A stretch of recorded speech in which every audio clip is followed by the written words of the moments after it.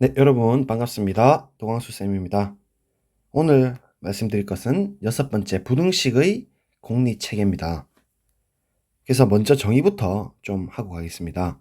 이미 실수 A, B가 있을 때 첫 번째 A가 0보다 크다라고 읽고 이 기호를 A를 양의 실수 혹은 간단히 양수라고 합니다.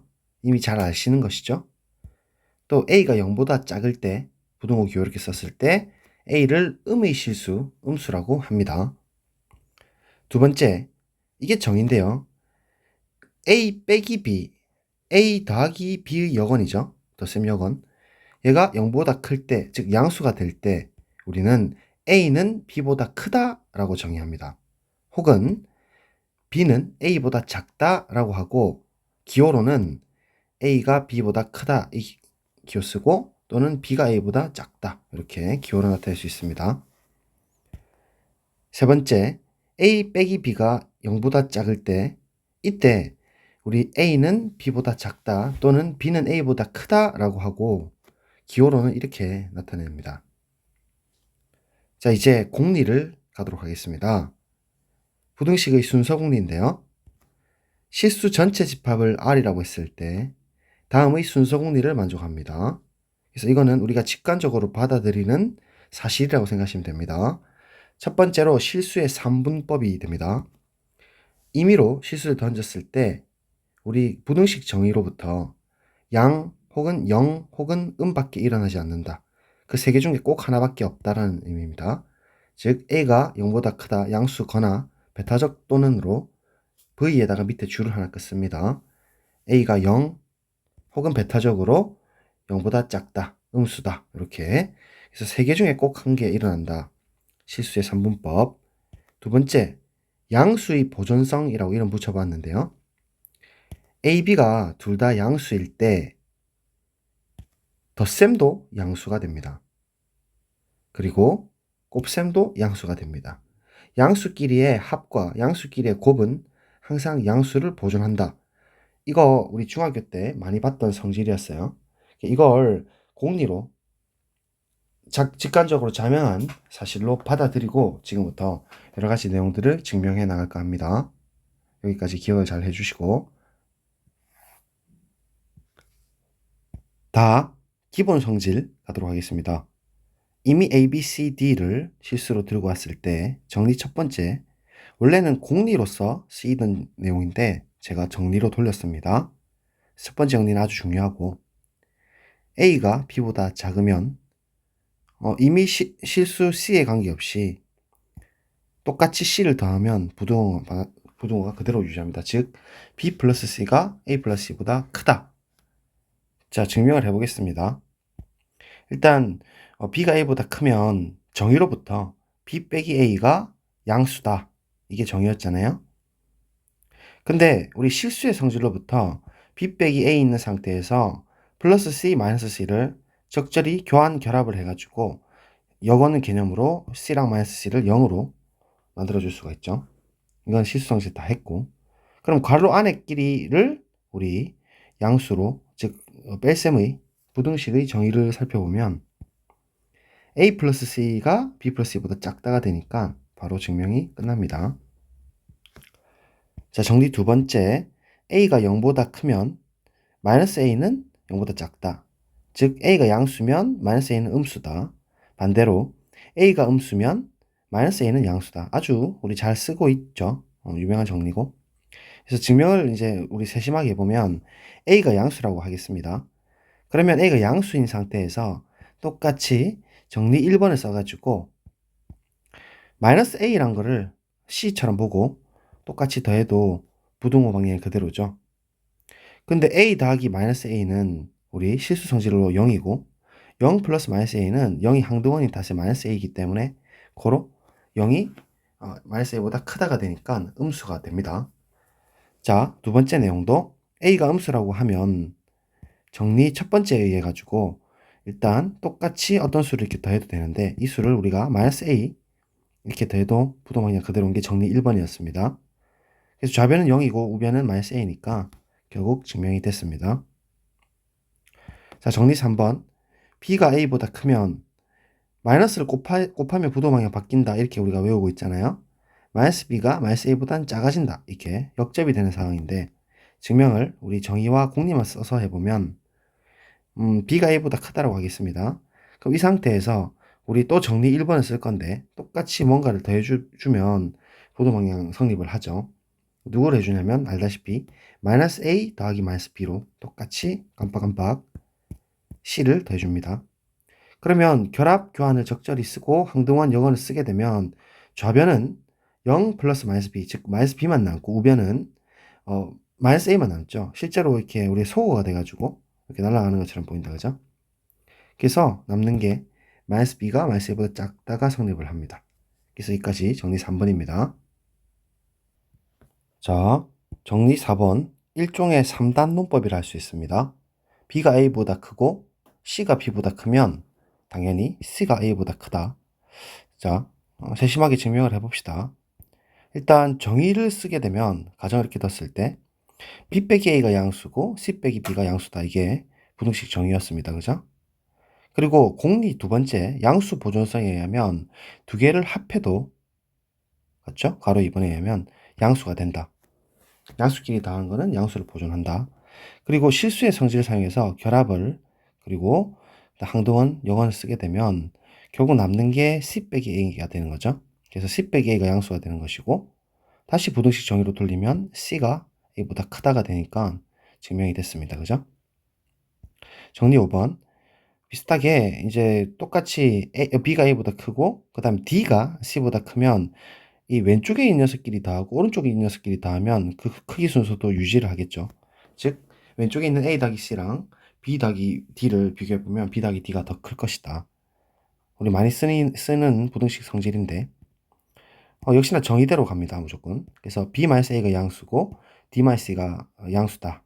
그러면 역시 공리 덧셈 보존성을 써가지고 b 빼기 a랑 d 빼기 c는 분명히 양수끼리 합이기 때문에 공리 두 번째에 의하면 양수가 되는데 이 상태를 가로를 적절히 바꿔줍니다. 결합, 교환을 적절히 쓰면 b 더하기 d 빼기 a 더하기 c 실수성질로 알 수가 있고 가로 b끼리의 부등식을 정의로 돌리게 되면 결국은 b 플러스 d가 a 플러스 c보다 크다가 됨으로써 증명이 완료가 되죠. 자, 정리 6번. b가 a보다 크고 그 다음 c가 0보다 작으면 이 c를 곱했을 때 부동방향이 바뀌는 거 아시죠? 음수 곱했을 때 그 이야기입니다. 즉 ac가 bc보다는 커져버린다 이 말입니다. 음수를 곱하면 부동방향이 바뀌더라. 그래서 이것도 역시나 정의대로 가는데요. 일단은 그대로 가정을 썼고 정리 두 번째에 의하면 그 마이너스 c는 양수가 된다, 그죠? 아까 정리 두 번째가 마이너스 c는 양수가 된다는 걸 보였고 그래서 여기서 우리 b 빼기 a가 양수가 되는 건 맞잖아요. 정의로부터. 그러면 이제 양수고 양수니까 양수끼리의 곱도 보존을 합니다. 그죠? 이게 공리 두 번째니까. 그래서 공리 두 번째를 써가지고 이 두 개의 양수를 곱해버리면 실수 성질로부터 얘들이 적절히 분배가 되고 그리고 우리 마이너스는 플러스고 이런 거 이제 다 공부를 했기 때문에 AC 빼기 BC만 남게 되고 얘가 양수가 된다는 얘기이기 때문에 BC를 넘겨주면 AC가 BC보다 크다 됨으로써 증명이 완료가 됩니다. 자, 정리 7번. A제곱이 0보다 같거나 크다. 특히 1은 0보다 크다. 이것도 증명을 할 수가 있습니다. 자, A를 실수로 임의로 던졌습니다. 부등식 공리의 첫 번째 3분법에 의하면 양 혹은 0 혹은 음이죠. 그래서 이렇게 그럼 각각의 케이스마다 다 따져주면 되는데 양수일 때는 우리 가로 2번 공리 양수의 곱 보존 때문에 A도 양수고 A도 양수이기 때문에 A 두 번 곱한 것도 양수가 되는 게 공리고 얘를 우리는 A제곱이라고 명명하죠.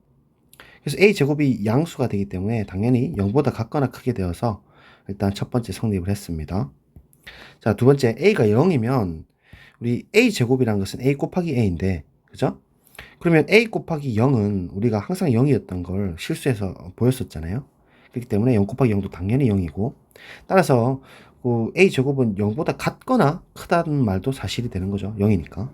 그래서 두 번째도 됐습니다. 자, 세 번째 A가 음수면 당연히 정리 2번에 의하면 마이너스 A가 양수로 되죠. 그럼 다시 공리 두 번째를 쓸 수가 있고 마이너스 a를 두 번 곱한 것도 역시나 양수가 된다는 거 우리 했습니다.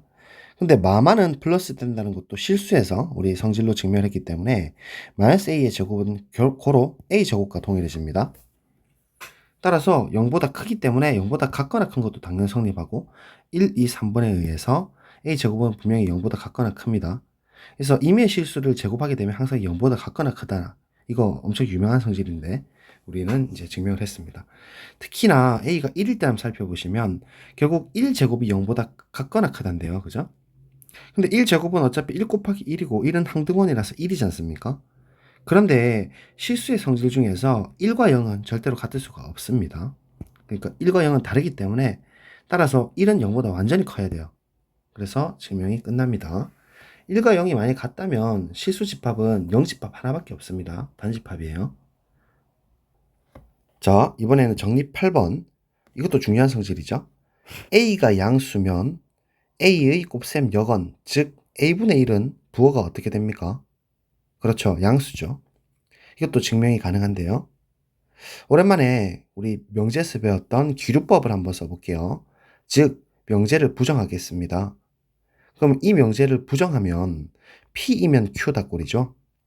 그럼 P이면 Q이다 이 꼴은 부정은 우리 진리표로 했지만 P이고 not Q입니다.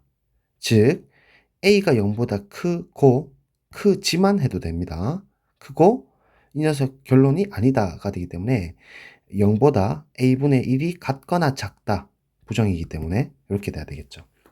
그래서 이제 모순이 나오면 됩니다. 그러면 A분의 1이 0보다 같거나 작기 때문에 첫 번째 케이스로 A분의 1이 0일 경우에 우리가 생각해보면 A가 1이라는 게 A 곱하기 A분의 1로 표현되지 않았습니까? A가 양수기 때문에 0은 아니고 그렇기 때문에 이렇게 여건은 존재합니다. 분명히. 근데 가정에서 지금 A분의 1을 0이라고 했기 때문에 결국 이 식은 A 곱하기 0이 되는 것이고 실수 성질에서 0을 곱하면 무조건 0이 된다는 걸 우리가 증명했었죠. 따라서 1은 0이 돼버리는데 A는 1을 하고 0은 다를 수밖에 없기 때문에 모순이 나옵니다. 그러면 이제 두 번째로 A분의 1이 0보다 작게 되면 어떻게 될 거냐 했을 때 우리 정리 2번을 쓰게 되면 마이너스 A분의 1은 양수가 돼버리죠. 이게 정리 2번이잖아요. 그랬을 때 우리 공리 두 번째를 사용해가지고 A가 그 0보다 크기 때문에 가정에서 지금 명제를 부정했는데 A가 0보다 크다라고도 했잖아요. 그래서 둘 다 양수기 때문에 공리 2번을 딱 써버리면 두 개의 곱이 분명히 양수가 됩니다.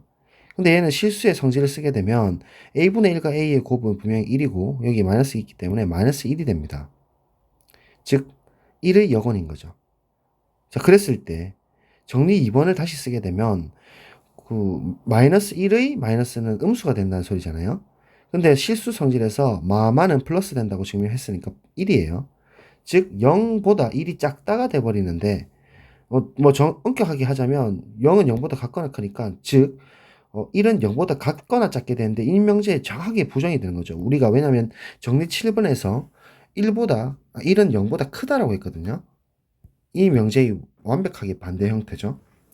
1이 0보다 같거나 작다.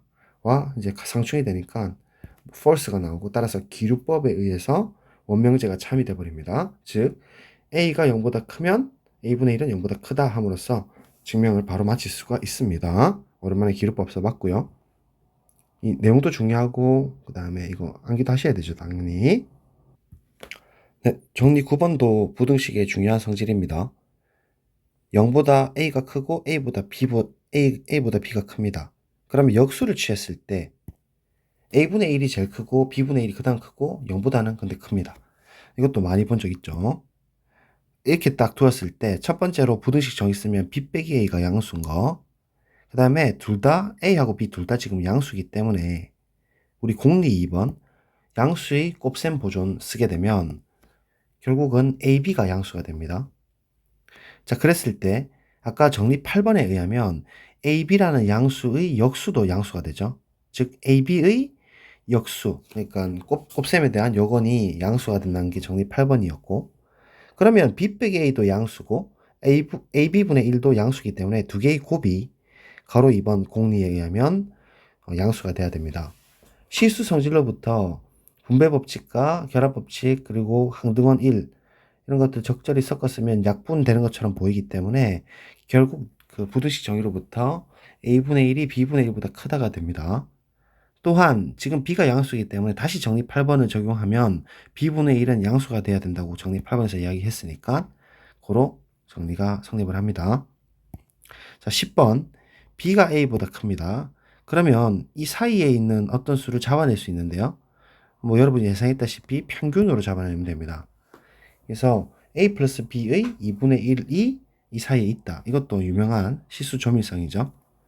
그래서 증명해보면 일단 b가 a보다 크다라고 하겠습니다. 정리 첫 번째에 의하면 어떤 수를 똑같이 더해도 성립을 하잖아요. 그래서 일단은 왼쪽에다 똑같이 a를 더해 볼게요. 그럼 이 부등식이 성립을 합니다.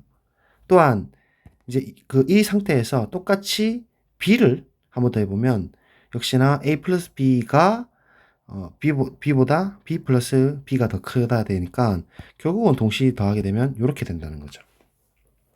되겠어요? 그럼 좌변 a 더하기 a를 우리가 2a라고 정의를 하고 b 더하기 b를 2b라고 정의합니다. 그리고 그래서 이렇게 결론이 나오는데 우리 알다시피 1은 0보다 컸거든요. 그리고 1 더하기 1은 페아너 공리를 쓰면 되지만 어쨌든 양수가 됩니다. 가로 2번에 의하면 양수 더하기 양수는 양수이기 때문에 1 더하기 1이라는 수는 양수가 되는데 얘는 2로 우리가 알려져 있습니다. 얘는 양수고요. 그래서 이 2의 여건 역시도 양수가 된다는 게 정리 8번이고 2분의 1, 즉 2분의 1이 양수고 따라서 아까 부등호 양수일 때는 똑같이 곱해도 부등호 방향 바뀌지 않기 때문에 이 상태에서 2분의 1을 똑같이 곱해주면 결국 그 실수의 결합법칙이랑 여건을 쓰게 되면 1을 쓰게 되면 a가 되고 역시 우변도 이제 b가 되는 것이니까 a하고 b 사이에 2분의 1 a 더하기 b가 있다가 증명이 되는 순간입니다. 괜찮나요? 자, 정리 11번 0보다 큰 최소 양수는 없다. 실수의 조밀성이죠. 우리가 아주 작은 입실론 양수를 던졌을 때 그보다 더 작은 델타를 찾을 수가 있는 거랑 비슷한데요. 뭐 어렵게 생각할 필요 없고 a가 0보다 크다면 0하고 a 사이에 작은 수를 사이에 있는 수를 찾아낼 수 있습니다. 정리 10번을 쓰게 되면 딱 반이 되는 수를 택해도 됩니다. 그래서 이거는 증명할 것도 없어요. 왜냐면 정리 10에서 a에다가 0, b에다가 a를 주면 끝난 문제입니다. 즉 a에다 0, b에다가 a 주면 이렇게 잡히니까 결국 0보다 크다 2분의 1a 그 다음에 a 이렇게 되겠죠. 맞습니까? 그래서 이렇게 정리 10에서 a0, b 이퀄 a를 적용하면 된다. 여기 0 넣는 걸 좀 깜빡했습니다. 쌤이 0이에요. 0. 글씨가 왜 이래. 0. 괜찮죠? 네. 자, 이제 절대값 정의를 주고 절대값 성질 몇 개 한번 해봅시다. 중요하죠. 모든 실수 a에 대해서 우리 이렇게 줄 2개 끈 것을 절대값이라고 읽습니다. 그래서 아래와 같이 정리를 할 건데 a가 0보다 같거나 클 때는 a 그대로, a가 0보다 작을 때는 마이너스 달고 나타난다. 그래서 무조건 양수가 되는 건데요. 그걸 첫 번째 성질로 하고 뭐 시험에도 엄청 많이 나오죠. 그래서 절대값 a는 항상 0보다 같거나 크다. 증명해보면 첫 번째로 3분법에 의해서 a가 0보다 같거나 클 때는 정의로부터 절대값 a나 똑같기 때문에 그럼 a가 0보다 같거나 크니까 이미 절대값이 0보다 같거나 크니까 클리어. 그 다음 a가 0보다 작을 때는 우리 정리 2번을 쓰게 되면 마이너스 a가 0보다 크죠. 이 두 개를 곱하게 되면은 우리가 마이너스 a가 0보다 큰데 여기 이 마이너스 a가 곱할 필요 없네요. 마이너스 a는 절대값 a랑 똑같은 것이고 얘가 0보다 크니까 결국 0은 0보다 같거나 크니까 뭐 끝났죠? 그래서 어렵지 않습니다. 13번도 엄청 진짜 중요한 성질인데 이거 의외로 학생들이 잘 못 써요. 증명을 해보면 좀 잘 쓰실 수 있을 테니까. 그러면 범위를 나눠봅시다. 역시나 a가 0보다 같거나 클 때 절대값 a 제곱은 a 제곱과 똑같죠. 왜냐하면 a랑 똑같으니까. 그렇죠. 클리어. a가 0보다 작을 때 우리 정리 2번 쓰면 마이너스 a가 0보다 크고 이제 두 개를 곱할게요. 두 개 곱하게 되면은 이거 우리 실수 성질에서 a 제곱인 거 했었거든요. 기억하시죠? 그 다음에 마이너스 a는 지금 절대값 a랑 똑같은 거니까 얘가 절대값 a 곱하기 절대값 a고 얘는 절대값 a의 제곱이 되는 거니까 결국은 어때요? 성립을 하죠. 그래서 증명은 끝이 납니다. 이렇게 정리 13번까지 하고, 자, 정리 14번 엄청 또 중요한 정리입니다. 절대값 A가 0, 필요 충분 조건이 알맹이 0. 많이 보신 적 있죠? 가는 방향, 기루법을 한번 써보죠 또. P이면 Q이다 꼴이니까 명제를 부정을 하면 P이고 not Q죠. 그러니까 가정 절대값 A 이꼴 0 그대로 두고 이지만 결론이 아니다. A가 0이 아니다 라고 해서 모순이 나오면 되겠습니다. 자, 그런데 우리 정리 13번, 13에 의하면 절대값 A제곱이나 A제곱 똑같으니까 일단 이렇게 쓸 수가 있죠. 절대값 A제곱이 A제곱이랑. 그런데 우리 A제곱이라는 것은 A 곱하기 A고, 그 다음에 우리 부정한 명제 절대값 A가 0이라 했기 때문에 지금 이 녀석은 0 곱하기 0, 즉 0제곱의 형태입니다. 근데 이미 실수해서 0 곱하면 무조건 0이 된다고 증명했으니까 0입니다. 근데 이 0을 우리 기존에 주어진 A 곱하기 0으로 봐도 문제없죠. 자, 그러고 보니까 A가 0이 아니라고 한 탓에 소거 법칙을 쓸 수가 있고, 왼쪽에 똑같이 소거를 땅 시켜주면 남는 게 A 이꼴 0이 되어서 모순이 되죠. 이렇게 보여도 될 걸로 보입니다. 됐죠? 역방향 쉬운데요. A가 0이라고 하면 A의 절대값도 당연히 0보다 같거나 크게 되니까 똑같게 되는 것이고, 따라서 절대값 A가 0이 됨으로써 그러니까 역방향이 증명이 됩니다. 자, 15번. C가 양수일 때 절대값 A가 C보다 같거나 작으면 이게 사이가 걸리죠. 마이너스 C랑 C 사이에 A가 들어간다. 이거 많이 보신 적 있는 부등식 형태입니다. 이것도 한번 증명을 해볼 텐데요. 그러면 이제 절대값 A가 C보다 같거나 작으니까 A도 C보다 같거나 작고 마이너스 A도 C보다 같거나 작죠. 절대값 정의 때문에. 자, 그런데 오른쪽에 있는 그 마이너스 A가 C보다 같거나 작다에 주목을 해보면 정리 2번 부호 변동을 주게 되면 부호 방향을 바뀌게 되고, 마마는 플러스 된다는 거 우리 실수 성질로서 배웠으니까 A가 마이너스 C보다 같거나 크게 됩니다. 그죠? 그래서 이게 지금 동시만족인 상태이기 때문에 마이너스 C하고 C 사이에 A가 있다가 끝이 나죠. 보이십니까? A가 C보다 같거나 작다 했고, 그 다음에 A가 마이너스 C보다 같거나 크다 했으니까 동시 성립. 역방향 가겠습니다. 그러면 마이너스 C랑 C 사이에 A가 있다라고 하면 그 A가 C보다 일단 같거나 작죠. 그리고 마이너스 C가 A보다 같거나 같거나 작은데, 이제 마이너스 C가 A보다 같거나 작은 이 깜빡깜빡 이 사실을 사용해서 우리 정리 툴을 쓰게 되면 부호를 바꿔주면 부호 방향이 바뀌고, 그 다음에 마마는 플러스니까 C가 되는 것이고, 그래서 C가 마이너스 A보다 같거나 크죠. 그러면 이 두 개의 동시 성립이니까 보세요. 그러면 결국은 절대값 A는 끼케야 C보다 같거나 작다죠. 절대값 정의 때문에. 그래서 절대값 A가 C보다 같거나 작도록 끝이 바로 납니다. 이해되실까요? 자, 이제 끝나갑니다. 정리 16번. 이거는 항상 임의 실수에 대해서 성립하는 성질입니다. 절대값 A의 마이너스랑 절대값 A 사이에 항상 알맹이가 있다. 증명은 15번을 쓰면 됩니다. 15번에서 C를 절대값 A로 예를 들면 이렇게 대입을 해주시면 곧바로 그냥 끝이 나는 문제죠. 그래서 바로 성립을 합니다. 자, 이제 마지막 17번. 절대값 있는 부등식 중에 거의 제일 중요한 부등식 탑 1이죠. 삼각 부등식입니다. A 더하기 B의 절대값, 그리고 그냥 A 절대값, B의 절대값 합. 마치 삼각형 결정 조건이랑 비슷한데 등호가 있는 거죠. 그래서 같거나 크다가 오른쪽에 잡히는 거예요. 그래서 우리 했던 정리들을 적절히 이제 사용해 주면 됩니다. 정리 16번에 의하면 A 입장에서 그리고 B 입장에서 이 사이에 들어가게 할 수 있죠. 16번 위에 거 바로. 그다음 마이너스 B 절대값, B 절대값 사이에 B가 있다. 그리고 정리 5번은 크기가 유지되어 있을 때 똑같이 왼쪽에 더하고 똑같이 오른쪽에 같이 더하면 부호 방향 유지한다는 거거든요. 정리 5번 한번 보고 갈까요? 네, 이거요. 보이시죠? 다시 갑니다. 자, 돌아왔어요. 그러니까 왼쪽에 일단 똑같이 절대값 A 플러스 절대값 마이너스 B 두 개 더한 거고, 오른쪽에 A 더하기 B. 자, 이제 오른쪽 편에서 A 더하기 B랑 절대값 A 더하기 절대값 B 역시나 유지한다. 이게 정리 5번이었고, 딱 이렇게 하고 보니까 절대값 A 더하기 절대값 B라는 대상을 전체 C로 보게 되면 15번이 적용되는 거 보이실까요? 15번에 어떤 방향이에요? 역방향으로 가면 되겠죠?